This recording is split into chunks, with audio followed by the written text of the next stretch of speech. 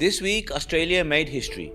For the first time in its 125-year military history, the country has appointed a female as Chief of Army.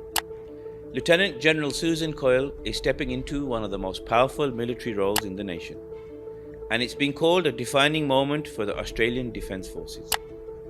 But this isn't just about a title. It's about what this moment represents. Susan Coyle brings decades of military experience to the role. She joined the Army in 1987 at a time when opportunities for women in combat and leadership were limited. Over the years, she has served in conflict zones including Iraq, Afghanistan, and the Middle East, building a reputation as a capable and respected leader. In fact, she was already the first woman to command a combat support brigade in Australia. So this promotion didn't just come out of thin air. Australia's Defence Minister Richard Marles described her appointment as a historic moment, and it is.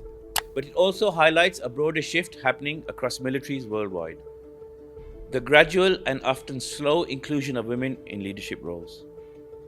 Currently, women make up around 21% of the Australian Defence Force. But when it comes to leadership positions, that number drops. The goal?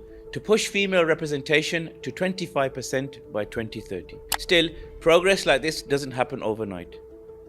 Military institutions are traditionally conservative, built on hierarchy, tradition, and decades of male-dominated leadership. Breaking that pattern takes time and pressure. But this isn't just an Australian story. From the United States to Europe and beyond, armed forces are being pushed to modernize, not just in technology, but in mindset. The question now is simple. Is this a symbolic milestone or the beginning of real structural change? For Australia, the appointment of Susan Coyle is a statement. A statement about capability over convention, and a signal that even the most traditional institutions are starting to evolve. That's Global Lens News. Thank you for watching.